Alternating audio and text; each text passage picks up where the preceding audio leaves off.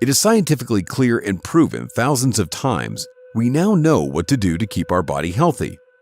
The World Health Organization's guidelines on physical activity and sedentary behavior provide clarity about the kinds of exercise our body needs and the matching types of daily and weekly physical activities, exercises, and muscle training.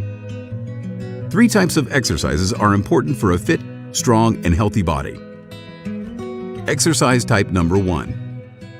We should do at least 150 to 300 minutes per week of moderate intensity aerobic physical activity, combined with 75 to 150 minutes per week of vigorous intensity aerobic physical activity. The World Health Organization stresses that exercising for more than 300 minutes a week, so no more than 60 minutes per day, will further contribute to the benefits for your health. Additionally, we should try to spend less time sitting. Replacing sedentary time with physical activity of any intensity, including light intensity, provides health benefits. We obviously sit too much and move too little, which doesn't strain our muscles enough.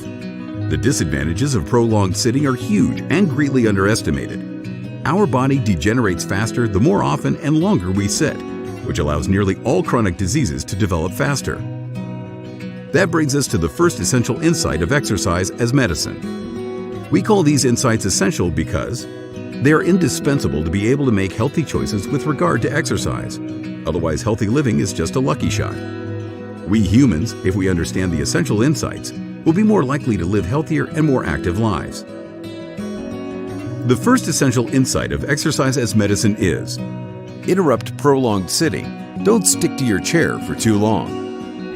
The most important thing we could do for our health is to regularly interrupt prolonged sitting and take a small walk several times a day. So far, no concrete advice has been formulated, but specialists advise to stretch your legs every half hour and/or to do an exercise, and to go for a small walk of at least 10 minutes every 2 hours. This allows oxygen to circulate throughout the body and to dissipate waste. So it is necessary to take regular breaks from prolonged sitting and to be physically active throughout the day. If you sit for 4 to 6 hours straight part of the day, your blood sugar levels and lipids, fats, in your blood increase, which causes your body to increase insulin in your blood. This in turn activates a process called lipogenesis, which means that glycogen, sugar, that is stored in your liver is turned into fat. This increases the chance of clogged arteries and increases our body fat. So no physical activity for one part of the day means activating your body's fat production. On the other hand, if you're physically active for at least 5 minutes per part of the day, your internal combustion engine will be activated and will use fat as energy. That's why the advice is, be physically active for a minimum of 5, but preferably 10 to 20 minutes per part of the day, every 4 to 6 hours. That's in the morning, afternoon, and evening. And 20 to 30 minutes if you want to lose weight. So preferably, several small moments divided over the day, instead of one extra long period of exercise just once a day. Which brings us to essential insight of exercise as medicine number 2. Get active for at least 5 to 10 minutes per part of the day, and if you want to lose weight, 20 to 30 minutes. Exercise type number 2. Our body needs 75 to 150 minutes per week of vigorous intensity aerobic physical activity to train our endurance and keep our heart and blood vessels healthy. Examples of this type of activity are jogging, cardio fitness, aerobics, or skating.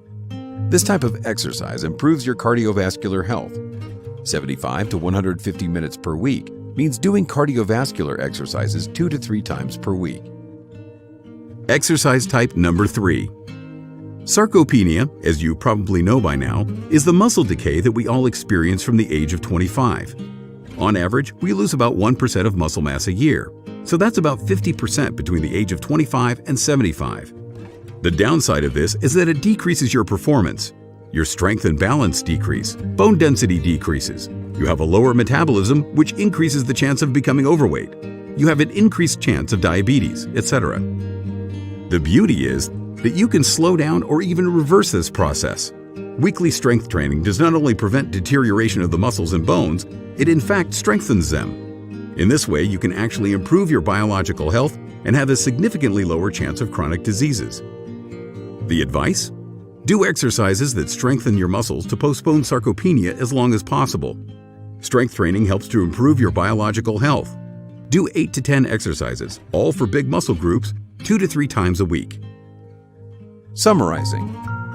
Get active, 150 to 300 minutes per week, 30 to 60 minutes per day or more for more health benefits.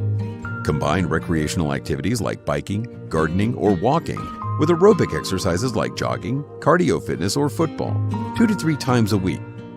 And strength exercises for large muscle groups like fitness, boot camp, or gymnastics, 2 to 3 times a week. This is the ideal recipe to keep the body fit, strong, and healthy. And to stop gaining weight or even lose weight. Move more, preferably most parts of the day. For seniors, the additional advice is to do weekly exercises for balance and coordination. For young people, it proves of great importance to be active for a minimum of 60 minutes per day, doing recreational or sports activities, and to put the muscles to good use every week. Everyone can benefit from increased physical activity and reduced sedentary behavior and increasing their activity and sports participation, including pregnant and postpartum women and people with chronic diseases or disability. In the next chapter, we'll look at the effects of applying these exercise guidelines.